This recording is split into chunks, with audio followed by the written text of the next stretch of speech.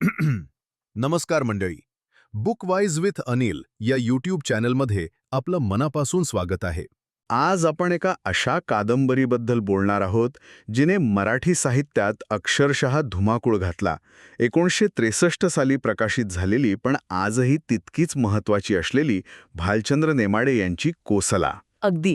आणि गंमत म्हणजे 1963 साली आलेली ही कादंबरी आजही वाचकांना तितकीच अस्वस्थ करते आणि तितकीच आपलीशी वाटते, कारण तिने मांडलेले प्रश्न आजही संपलेले नाहीयेत. बरोबर. आणि म्हणूनच आजच्या या चर्चेसाठी आपण मूळ कादंबरी आणि काही अभ्यासकांचा विश्लेषणांचा आधार घेतला आहे. आपला उद्देश फक्त कादंबरीची गोष्ट सांगणं नाही, तर तिच्या गाभ्यापर्यंत पोचणं आहे. तिचा नायक पांडुरंग सांगवीकर, त्याच्या नजरेतून जग समजून घेण्याचा हा एक प्रयत्न असेल. हो, कारण पांडुरंग हा फक्त एक पात्र नाहीये. तो स्वातंत्र्यानंतरच्या गोंधळलेल्या आदर्श आणि वास्तव यांच्यात भरडल्या गेलेल्या तरुण पिढीचा एक आरसा आहे. चला तर मग हे सगळं उलगडून बघूया. सुरुवातच करूया शीर्षकापासून. कोसला याचा शब्दशः अर्थ आहे कोश किंवा आवरण. पण हे नेमकं कशाचं प्रतीक आहे? हे खूप महत्वाचं आहे. म्हणजे वरवर पाहता हे आवरण म्हणजे पांडुरंगाच्या भोवती असलेलं कुटुंब, समाज, शिक्षण व्यवस्था आणि लोकांच्या अपेक्षांचं आहे. पण खरा कोश बाहेर नाही, आत आहे. म्हणजे त्याच्या स्वतःच्या विचारांनी आणि भावनांनी तयार झालेलं एक अदृश्य आवरण. अगदी. विचार करा, आपण जसं गाडी चालवताना काचेच्या आत बसलेलो असतो. बाहेरचं जग दिसतं, पण आपण त्याचा थेट भाग नसतो. तो आवाज, तो स्पर्श थेट जाणवत नाही. पांडुरंग तसाच स्वतःच्या विचारांच्या गाडीत बंदिस्त झालाय. तो जगाकडे पाहतो, पण त्याला जग अनुभवता येत नाहीये. हीच त्याची घुसमट आहे. हाच या कादंबरीचा आत्मा आहे. वा, ही कल्पनाच किती अस्वस्थ करणारी आहे. आणि या प्रवासाची सुरुवात होते खानदेशातल्या त्याच्या गावापासून.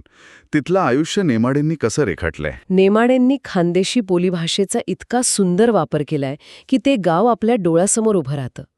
तिथली माणसं साधी आहेत, त्यांच्यात एक जिव्हाळा आहे, पण त्याचबरोबर सगळं ठरलेलं आहे. परंपरा, रूढी यांचा एक अदृश्य दाब आहे.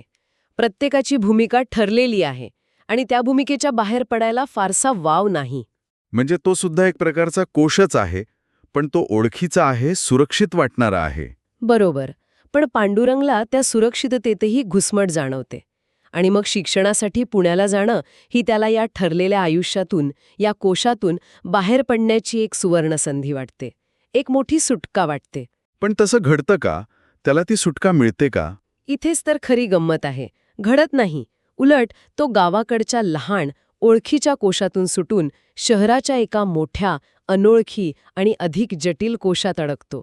यालाच काही अभ्यासक आंतरिक निर्वासितपणा म्हणतात. आंतरिक निर्वासितपणा म्हणजे तुम्ही तुमच्याच देशात, तुमच्याच शहरात एक निर्वासित म्हणून जगत असता. तुम्ही तिथे असता, पण तुम्ही तिथले नसता. उत्तम शब्द आहेत. तो पुण्यात असतो, पण मनाने परकाच राहतो. तो हॉस्टेलमध्ये राहतो, पण त्याला ते आपलं वाटत नाही. तो वर्गात बसतो, पण तो मनाने तिथे नसतोच. हा परकेपणा त्याला आतून पोखरत जातो. आणि हा परकेपणा फक्त सामाजिक पातळीवर नाही, तर जिथे तो सर्वात जास्त वेळ घालवतो, म्हणजे कॉलेजमध्ये, तिथे तर तो अजूनच तीव्र होत असणार. कारण तिथली शिक्षण व्यवस्थाच त्याला आपलीशी वाटत नाही. बरोबर? अगदी. मला नेहमी हा प्रश्न पडतो की पांडुरंगासारखा हुशार, संवेदनशील मुलगा अभ्यासात इतका मागे का पडतो? कारण त्याला ती संपूर्ण शिक्षण व्यवस्थाच निरर्थक वाटते. प्राध्यापकांचं शिकवणं त्याला यांत्रिक वाटतं, अभ्यासक्रम जीवनापासून पूर्णपणे तुटलेला वाटतो आणि सगळा भर फक्त घोकमपट्टीवर. म्हणजे ज्ञान आणि माहिती यातला फरकच पुसून टाकला जातो. पांडुरंगाला ज्ञान हवंय, पण त्याला फक्त माहिती दिली जातेय. हे सगळं शिकून जगायचं कसं हे जर कळत नसेल तर त्याचा उपयोग काय, हा त्याचा मूळ प्रश्न आहे. हो, आणि म्हणूनच तो परीक्षेला एक फार्स म्हणजेच नाटक म्हणतो. तो म्हणतो हे सगळं खरं नाहीये, हे फक्त एक नाटक चाललं आहे, ज्यात मार्क मिळवण्यासाठी आपण सगळे आपापली भूमिका वठवत आहोत. मला वाटतं आजचे अनेक विद्यार्थी त्याच्या या मताशी सहमत होतील की हे सगळं एका मोठ्या नाटकाचा भाग आहे. नक्कीच. आणि हाच कोरडेपणा त्याला नात्यांमध्येही दिसतो. याच काळात मालू नावाच्या मुलीशी त्याचं एक नातं तयार हो पाहतं, पण तेही पुढे जात नाही. ते का? तिथेही त्याला तोच दिखाऊपणा जाणवतो. त्यापेक्षा जास्त तो स्वतःच्याच विश्लेषणात अडकतो.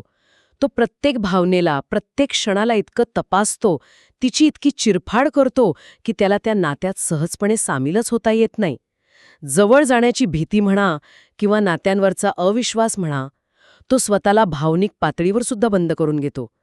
त्याचा तो अदृश्य कोश इथे अजून घट्ट होतो. म्हणजे शिक्षण, समाज, नाती सगळीकडून त्याचा भ्रमनिरास होतोय आणि या सगळ्या गोंधळात अपेक्षित असल्याप्रमाणे तो परीक्षेत नापास होतो.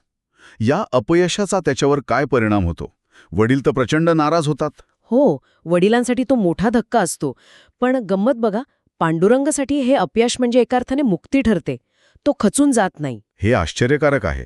म्हणजे नापास होणं हे त्याच्यासाठी चांगलं होतं. एका विचित्र अर्थाने हो, कारण शिक्षण व्यवस्थेशी त्याचा जो काही औपचारिक संबंध होता तो आता तुटतो.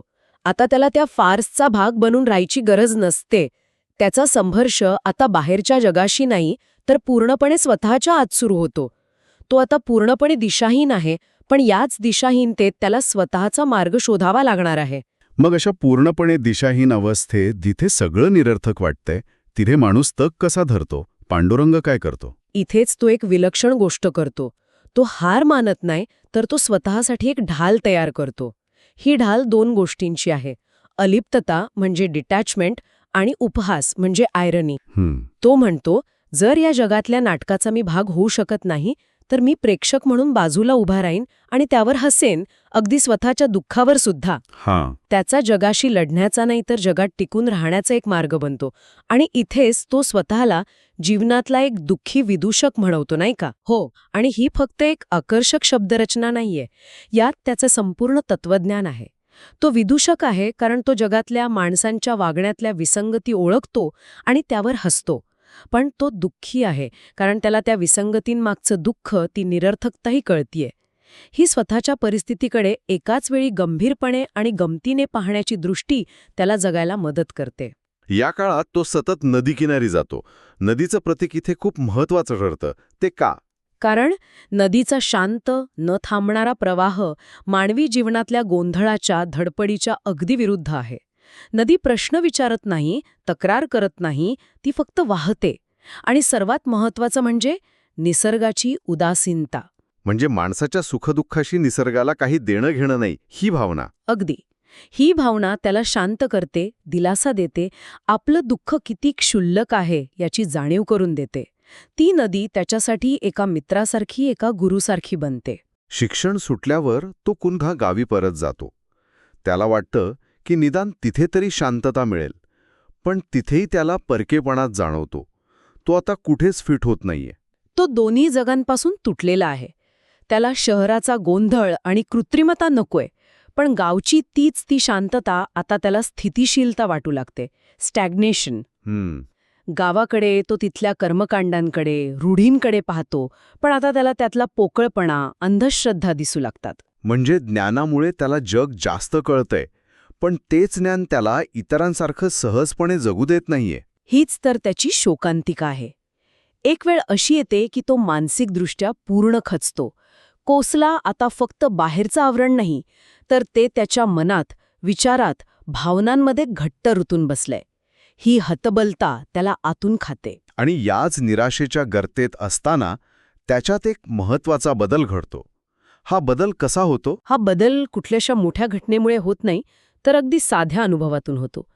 तो शेतात फिरत असतो आणि त्याला निसर्गातल्या छोट्या छोट्या गोष्टींमध्ये, पिकात, झाडात, ढगांमध्ये एक विलक्षण सौंदर्य आणि अर्थ दिसायला लागतो. म्हणजे ही जाणीव त्याला पुस्तकातून नाही तर थेट अनुभवातून येते. अगदी. त्याला कळतं की यश, प्रगती, करिअर या सगळ्या माणसाने तयार केलेल्या कल्पना आहेत. खरा अर्थ आणि सौंदर्य हे जगण्यात, अस्तित्वात आहे, अगदी साध्या क्षणांमध्ये. आणि मग तो हार मानत नाही, तर तो आपली परिस्थिती स्वीकारायला लागतो. आपलं अपयश, आपलं एकटेपणा ही सगळी आपलीच वास्तवता आहे, हे तो मान्य करतो. या स्वीकृतीमुळे कोसला या शीर्षकाचा अर्थही त्याच्यासाठी बदलतो का? हो, आणि हा कादंबरीतला सर्वात सुंदर भाग आहे. जे कोसला किंवा आवरण त्याला आधी तुरुंग वाटत होतं, ते आता त्याला आपलं घर वाटू लागतं. तो एक अप्रतिम विचार मांडतो. तो म्हणतो, मर्यादांमध्येच जीवन घडतं. जशी नदी तिच्या काठांमध्येच वाहते. जर काठ नसतील तर नदीला अस्तित्वच उरणार नाही. वा, म्हणजे ज्या मर्यादांना तो तुरुंग समजत होता त्याच आता त्याला जीवनाचा आधार वाटू लागल्या आहेत. त्या मर्यादा स्वीकारणं हेच खरं स्वातंत्र्य आहे. बरोबर. तो त्या कोशातून बाहेर पडण्याचा अट्टाहास सोडून देतो आणि त्याच कोशात राहून अर्थ शोधायला लागतो. ही स्वीकृती त्याला खरी शांतता देते. आणि या बदलानंतर कादंबरीच्या शेवटी तो पुन्हा पुण्याला जातो. आता त्याचा अनुभव कसा असतो? शहर तर तेच आहे. शहर तेच आहे, माणसं तीच आहेत, पण पांडुरंग बदललेला आहे. त्याला आता तिथला दिखाऊपणा, स्पर्धा हे सगळं त्रास देत नाही. तो या सगळ्याकडे एका साक्षीभावाने पाहतो. तो एकटाच असतो, पण त्याला आता तो एकटेपणा बोचत नाही. नाही, कारण त्याला आता एकटेपणा आणि एकांत यातला फरक कळलेला आहे. एकटेपणा बोचतो, पण एकांत ताकद देतो. शहरात येऊन त्याला अखेर स्वतःची संगत गवसलेली असते. आणि त्याचा विनोदही बदलतो. जो आधी खूप कडवट आणि उपरोधिक होता, हो, आधीचा कडवट विनोद आता सहानुभूतीने भरलेला असतो. तो अजूनही मानवी वागण्यातल्या विसंगतींवर हसतो, पण त्यात आता कटुता नसते. त्यात एक प्रकारची करुणा असते, कारण त्याला आता कळलेलं आहे की प्रत्येक जण कुठल्या ना कुठल्या कोशात अडकलेला आहे आणि आपापल्या परीने जगण्याचा प्रयत्न करतोय. म्हणूनच नेमाड्यांनी शेवट पारंपरिक ठेवलेला नाही. त्याला मोठं यश मिळत नाही, त्याचं लग्न होत नाही, त्याला नोकरी लागत नाही. अगदी, कारण ही कादंबरी काय मिळवलं याबद्दल नाहीये, तर तुम्ही काय झालात याबद्दल आहे. तो फक्त जगत राहतो, पण आता त्या जगण्याला एका सजगतेची, जाणीवेची झालार आहे. बाह्य जगातल्या यशापेक्षा आतली ही सजगता, हा झालेला बदल हेच पांडुरंगाचं खरं यश आहे. तर कोसला ही फक्त एका व्यक्तीची गोष्ट नाहीये. ती आधुनिक जगातल्या गोंधळाबद्दल आणि स्वतःच्या मर्यादा ओळखून अर्थपूर्ण जगण्याच्या शक्यतेबद्दल बोलते. ही कादंबरी तयार उत्तरं देत नाही, पण ती योग्य प्रश्न विचारायला शिकवते. स्वतःकडे आणि जगाकडे अधिक सजगपणे पाहायला शिकवते. निमाडेंनी पांडुरंगच्या माध्यमातून एका संपूर्ण पिढीच्या अस्वस्थतेला आवाज दिला, जो आजही तितकाच खरा वाटतो. यातला सर्वात महत्त्वाचा विचार हाच वाटतो की स्वतःच्या कोशाची, आपल्या मर्यादांची जाणीव होणं हेच मुक्तीचं पहिलं पाऊल असू शकतं. अगदी. आणि या संपूर्ण चर्चेतून एक विचार नक्कीच मनात घोळत राहील. तो कोणता विचार आहे जो ऐकणाऱ्यांच्या मनात घर करून राहील? आपल्या प्रत्येकाच्या भोवती असे कोणते अदृश्य कोसले आहेत? ते फक्त परिस्थिती किंवा समाजानेच निर्माण केलेले असतात, की आपल्या सवयी, आपल्या भीती आणि आपल्या सोयीस्कर समजुतींनी आपणच ते विणलेले असतात? आणि त्या कोसलांची आपल्याला जाणीव आहे का? हा खरा प्रश्न आहे.